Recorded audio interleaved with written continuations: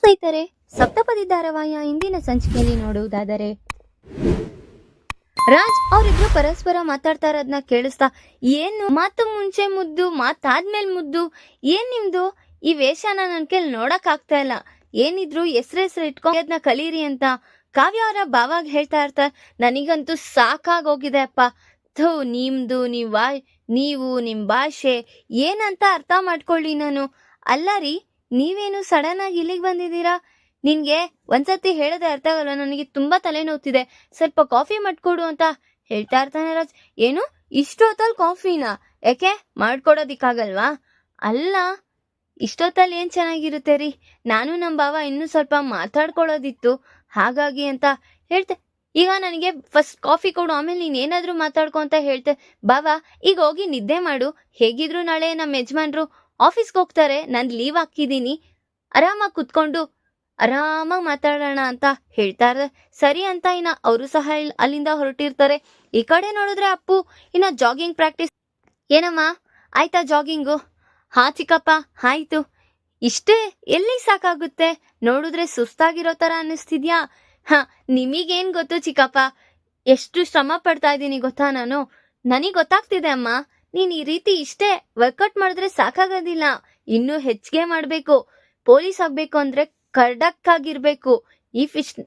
ಇಷ್ಟು ಫಿಟ್ನೆಸ್ ಸಾಕಾಗೋದಿಲ್ಲ ಅಂತ ಹೇಳ್ಬೇಕು. ನಿಮಗೇನ್ ಗೊತ್ತಿದೆ ಅಂತ ಈ ರೀತಿ ಮಾತಾಡ್ತಾ ಇದ್ದೀರಾ? ನನಗೇನು ಗೊತ್ತಿದೆ ಅಂತನಾ? ನಾನು ಪೊಲೀಸೇ.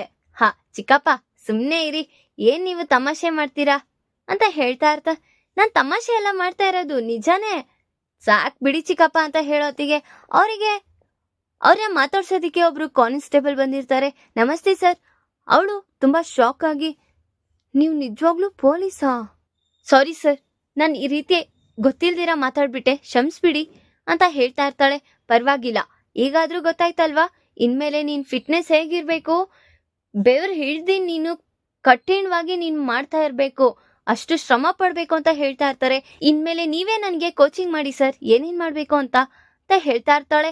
ಆಗ ಆಯ್ತು, ನೀನೀಗ ನನ್ನ ನಂಬ್ತಿದ್ಯಲ್ಲ, ಇವಾಗ ಫಸ್ಟ್ ಹೋಗಿ ನೀನು ಕಾನ್ಸ್ಟೇಬಲ್ ಅಪ್ಲಿಕೇಶನ್ ಹಾಕು ಅಂತ ಹೇಳಿ ಕಳಿಸ್ತಾರೆ. ಯಾಕೆ ಸರ್? ಈಗ ನಾನು ಹೇಳ್ದಷ್ಟು ಮಾಡು, ಈಗ ಅದ್ರಲ್ಲಿ ನೀನು ಸೆಲೆಕ್ಟ್ ಆದ್ರೆ ಸಲೀಸಾಗಿ ನೀನು SI ಆಗ್ಬೋದು, ನೀನ್ ಅದ್ರ ಬಗ್ಗೆ ಏನು ಯೋಚನೆ ಮಾಡ್ಬೇಡ ಅಂತ ಇನ್ನ ಅವಳಿಗೂ ಸಹ ಹೇಳಿ ಕಳಿಸ್ತಾ ಇರ್ತಾರೆ. ಈ ಕಡೆ ನೋಡಿದ್ರೆ ರಾಜ್ ಏನು ಕಳಾವತಿ ಮತ್ತೆ ಇನ್ನೇನ್ ಮಾಡಕ್ ಹೋಗಿದ್ದಾಳೋ ಗನಂದರಿ ಅಂತ ಅವಳನ್ನ ಹುಡ್ಕೊಳ್ತಾ ಬರ್ತಾ ಇರ್ತಾನೆ. ನೋಡಿದ್ರೆ ಕಾವ್ಯ ಹಡಾವಿಡಿಲಿ ಏನೋ ತಗೊಂಡೋಗ್ತಾ ಇರ್ತಾರೆ. ಏನೋ ಮದ್ವೆ ಸಮಾರಂಭದಲ್ಲಿ ಓಡಾಡೋ ರೀತಿಯಾಗಿ ನೀನ್ ಆ ರೀತಿ ಓಡಾಡ್ತಿದ್ಯಾ ರೀ? ಯಾಕ್ರಿ ಆ ರೀತಿ ಅನ್ಕೊಳ್ತಿದ್ದೀರಾ? ಮತ್ತೆ ಏನ್ ಈ ರೀತಿ ಓಡಾಡ್ತಾ ಇದ್ಯಾ? ಏನು ಇಲ್ಲ ರೀ, ನಮ್ ಬಾವ ಎಕ್ಸರ್ಸೈಸ್ ಮಾಡ್ತಿದ್ದಾರೆ, ಅವ್ರಿಗೆ ಪ್ರೋಟೀನ್ ಶೇಕ್ ಕೊಡ್ಬೇಕು, ಅದಕ್ಕೆ ತಗೊಂಡೋಗ್ತಿದ್. ನಾನೇನ್ ಮಾಡ್ತಾ ಇದ್ದೀನಿ, ನನಗ್ ತಗೊಬಂದ್ ಕೊಡ್ಬೇಕಾಗತ್ತ ಗೊತ್ತಿಲ್ವಾ? ಇನ್ನೂ ನೀವು ಮಲ್ಗಿದ್ರಲ್ಲ ರೀ, ಅದಕ್ಕೆ ನಾನ್ ತಂದಿಲ್ಲ. ಈಗ ಹೇಳ್ತಾ ಇದ್ದೀನಿ, ಫಸ್ಟ್ ತಗೊಂಡ್ ಬಾ ಹೋಗು ರೀ. ಪಾಪ ಬಾವಾಗೆ ಫಸ್ಟ್ ಕೊಟ್ಬಿಟ್ ಬರ್ತೀನಿ, ಆಮೇಲೆ ನಿಮಗ್ ನಾನ್ ಕೊಡ್ತೀನಿ. ನನ್ಕಿಂತ ನಿಮ್ ಬಾವನೇ ಹೆಚ್ಚಾಗ್ಬಿಟ್ನಾ? ಏನ್ ಮಾಡೋದಿಕ್ಕಾಗುತ್ತೆ? ದೊಡ್ಡವ್ರು ಹೇಳಿದಾರಲ್ಲ, ಅತಿಥಿ ದೇವೋ ಭವ ಅಂತ, ಅದೇ ದೊಡ್ಡವ್ರುನು ಪತಿಯೇ ಫಸ್ಟು ಅಂತ ಹೇಳಿದ್ದಾರೆ. ಆ ಮಾತನ್ನ ಬಿಟ್ಬಿಟ್ಟು ಬೇರೆ ಮಾತನೆಲ್ಲ ಕೇಳ್ತಾ ಇದ್ಯಾ ರೀ? ಈಗ ಫಸ್ಟ್ ನೀವ್ ಹೋಗಿ ರೆಡಿ ಆಗ್ರಿ, ನಾನು ಅವ್ರಿಗೆ ಕೊಟ್ಬಿಟ್ಟು ಬಂದು ಕೊಡ್ತೀನಿ. ಆದ್ರೂ ನೀವೇನು 2-3 ದಿವಸ ನನ್ನ ಇರಿಸ್ಕೊಂಡು ಈ ಮನೆಯಿಂದ ಕಳ್ಸೋದೇ ಅಲ್ವಾ? ಆಗ ನಿಮಗ್ ಈ ಕೆಲಸ ಎಲ್ಲ ಯಾರು ಮಾಡ್ಕೊಡ್ತಾರೆ? ನನಗ್ ನಾನೇ ಮಾಡ್ಕೊಳ್ಳೋ ಗೊತ್ತಿದೆ, ಮಾಡ್ಕೊಂತೀನಿ ಅಂತ ಹೇಳ್ಬೇಕಾ? ಸರಿ, ಈಗ ನಾನು ಅವ್ರಿಗೆ ಕೊಟ್ಬಿಟ್ಟು ಬರ್ತೀನಿ, ಆಮೇಲೆ ನಿಮಗ್ ಮಾಡ್ಕೊಡ್ತೀನಿ ಅಂತ ಹೇಳಿ ಅಲ್ಲಿಂದ ಹೊರಟಿರ್ತಾಳೆ. ಈ ಕಡೆ ನೋಡಿದ್ರೆ ಅನಾಮಿಕಾ ಅವ್ರ ಅಮ್ಮಗೆ ಅನಾಮಿಕಾ, ನೀನ್ ಅನ್ಕೊಂಡಿದ್ ಪ್ಲಾನ್ ಸಕ್ಸಸ್ ಆಯ್ತಾ? ಏನಾಗುತ್ತಮ್ಮ, ಇನ್ನ ಏನೂ ಆಗಿಲ್ಲ. ಯಾಕೆ? ನೀನ್ ಗುಡ್ ನ್ಯೂಸ್ ಹೇಳ್ತೀಯ ಅಂತ ಅನ್ಕೊಂಡ್ರೆ ಈ ರೀತಿ ಹೇಳ್ತಾ ಇದ್ಯಾ? ಏನೋ ಒಂದೊಂದೇ ದಾರಿಗೆ ತರ್ತಾ ಇದ್ದೀನಿ, ಆದ್ರೆ ಈ ಮನೆ ಅಧಿಕಾರನ ನಾನ್ ಚಲಾಯಿಸ್ಬೇಕಾಗಿದ್ನ ಕಾವ್ಯನ್ ಕೈಗೆ ಬಂದಿದೆ. ಯಾಕೆ ಈ ರೀತಿ ಹೇಳ್ತಿದ್ಯಾ? ಮತ್ತಿನ್ನೇನಮ್ಮ ಮಾಡೋದು?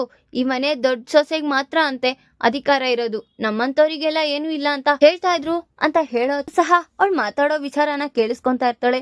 ಈಗ ಮುಂದಿನ ಪ್ಲಾನ್ ಏನೇ?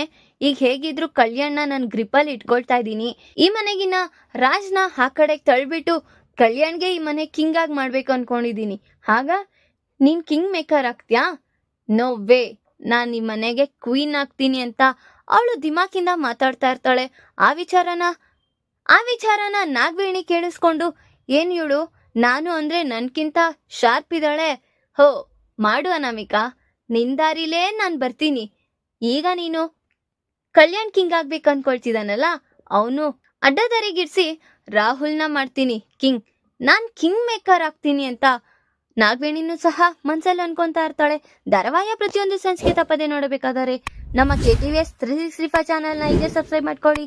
ಹಾಗೆ ಪಕ್ಕದಲ್ಲಿರುವ ಬೆಲ್ ಬಟನ್ ಅನ್ನು ಪ್ರೆಸ್ ಮಾಡಿ ಅದರಲ್ಲಿ ಆಲ್ ಆಪ್ಷನ್ ಸೆಲೆಕ್ಟ್ ಮಾಡ್ಕೊಳ್ಳಿ. ಇದರಿಂದ ನಾವು ರಿಲೀಸ್ ಮಾಡುವಂತಹ ಸಂಚಿಕೆ ಅಪ್ಡೇಟ್ ನೋಟಿಫಿಕೇಶನ್ ಸಿಗುತ್ತೆ. ಇನ್ ರಾಜ್ ಕಾಫಿ ಕುಡಿತಾ ಇರ್ತಾನೆ. ಯಾರ್ರೀ ಕಾಫಿ ಮಾಡ್ಕೊಟ್ಟಿದ್ದು? ಹೋ, ಟೆಂಪರವರಿ ಹೆಂಡ್ತಿ ಇಲ್ಲ ಅಂದ್ರೆ ಪರ್ಮನೆಂಟ್ ಅಮ್ಮ ಇಲ್ವಾ? ಅಮ್ಮ ಮಾಡ್ಕೊಟ್ರು. ಅಯ್ಯೋ, ನಮ್ಮ ಅತ್ತೆಗೆ ಯಾಕ್ರಿ ಹೇಳಿದ್ರಿ? ಪಾಪ ಅವ್ರು ಎಷ್ಟು ಜನನಂತ ನೋಡ್ತಾರೆ, ಸುಧಾರಿಸ್ತಾರೆ. ಅವ್ರಿಗೆ ಕೆಲಸ ಮಾಡ್ಕೊಳ್ಳೋದಿಕ್ಕಾಗಲ್ಲ ಅಂಥವ್ರಿಗೆ ನೀವು ಹೋಗಿ ಹೇಳ್ತಾ ಇದ್ದೀರಾ. ನಿಮಗಂತೂ ನಾಚಿಕೆ ಮಾನ ಮರ್ಯಾದೆ ಏನೂ ಇಲ್ಲ ರೀ. ನನಗೆ ಹೇಳಿದ್ರೆ ನಾನು ತಗೋ ಬರ್ತಾ ಇದ್ದೆ ಅಲ್ವಾ? ಈಗ ಅತ್ತೆಗೆ ಹೇಳಿ ಇಷ್ಟು ಕೆಲಸ ಕೊಟ್ಟು ನೀವು ಇಷ್ಟು ಬೇಗ ಕುಡಿಯೋ ಅಂಥದ್ದೇನಿತ್ತು? ನಿನಗೇನು ಗೊತ್ತಾಗುತ್ತೆ? ನನಗೆ ಫಸ್ಟೇ ತಲೆ ಸಿಡ್ದು ಹೋಗ್ತಿದೆ. ಅದಕ್ಕೆ ನಾನು ಫಸ್ಟ್ ಎದ್ದಿದ ತಕ್ಷಣ ಬ್ಲ್ಯಾಕ್ ಕಾಫಿ ಕುಡಿತೀನಿ ಅಂತ ಗೊತ್ತಿದ್ರು ನೀನು ನಿಮ್ಮ ಭಾವಂಗೋಸ್ಕರ ಮಿಲ್ಕ್ ಶೇಕ್ ತಗೊಂಡೋಗಿ ಕೊಟ್ಟೆ. ನನಗೆ ಕೊಡೋದಿಕ್ಕಾಗಿಲ್ವಾ? ಈಗ ಯಾಕ್ರಿ ಈ ರೀತಿ ಬರ್ನ್ ಆಗ್ತಾ ಇದ್ದೀರಾ? ನಾನು ಯಾಕೆ ಬರ್ನ್ ಆಗ್ಲಿ? ನೀವು ಯಾವಾಗಿದ್ರು ನನ್ನ ಟೆಂಪರವರಿಯಾಗಿ ಇಟ್ಕೊಂಡಿದ್ದೀರಾ ಅಷ್ಟೇ ಅಲ್ವಾ ರೀ? ಇನ್ನು ಪರ್ಮನೆಂಟ್ ಆಗಕ್ಕೆ ಇಟ್ಕೊಂಡಿರ್ತೀರಾ? ನೀವು ಇವಾಗ ಈಗ ಅಂದಿಲ್ಲ ಅಂದ್ರೂ ಮುಂದೆ ನೀನು ಟೆಂಪರವರಿ, ನೀನು ಈ ಮನೆ ಬಿಟ್ಟು ಹೋಗು ಅಂತಾನೆ ಹೇಳ್ತೀರಾ. ಅದಕ್ಕೆಲ್ಲ ನಾನು ಸಿದ್ಧತೆಯಾಗಿರ್ಬೇಕಾ? ಬಿಡಿ, ನಿಮ್ಮ ಹೆಂಡತಿ ಬರೋಳು ಮಾಡ್ಕೊಡ್ತಾಳೆ. ಪರ್ಮನೆಂಟ್ ಆಗಿ ಇಟ್ಕೊಳ್ಳಿ ಅಂತ ಕಾವ್ಯ ಹೇಳ್ತಾ ಇರ್ತಾಳೆ.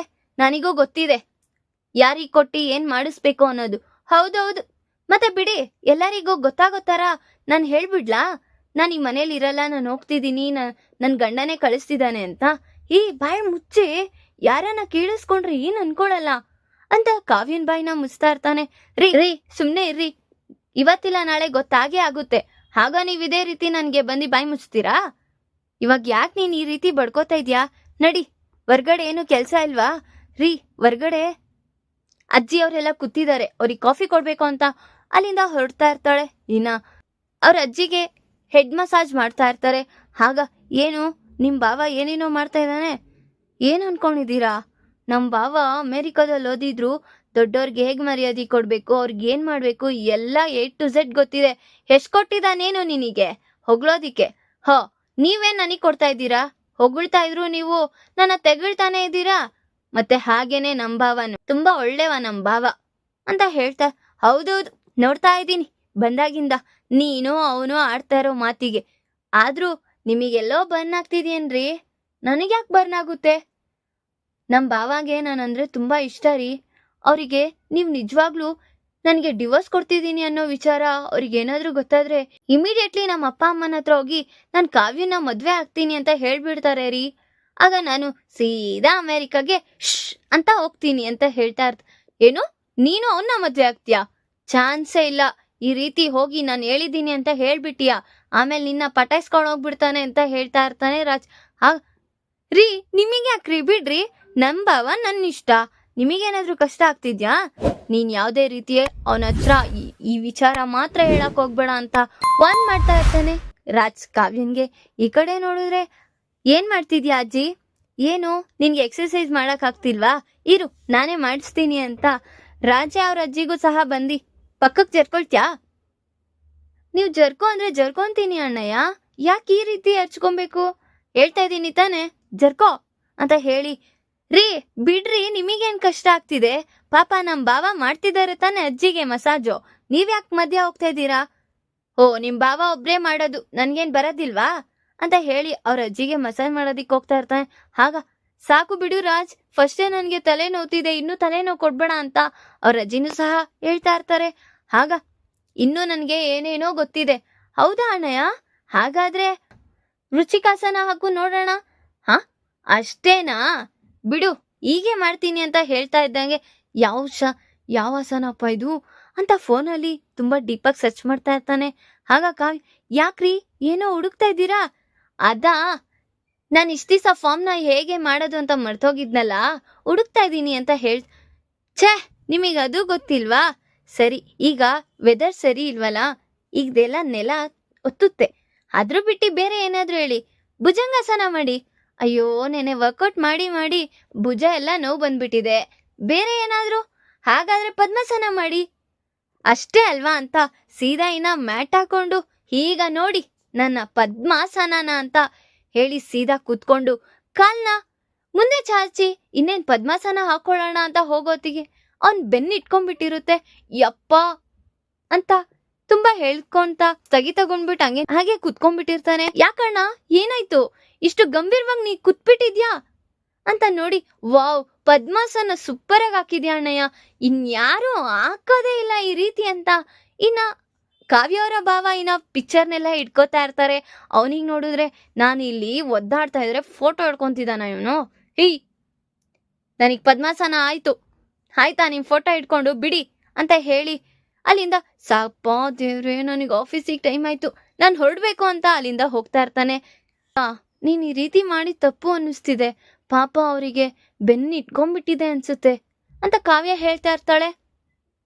ನೀನು ಅವನ ಕಡೆ ತುಂಬಾ ಸಪೋರ್ಟ್ ಮಾಡ್ಕೊಂಡ್ ಬರ್ಬೇಡ ಕಾವ್ಯ, ಹೇಗಿದ್ರು ನಿಮ್ ಭಾವ ಮಾಡ್ತಾರೆ ಸರಿಯಾಗೇ ಇದೆ.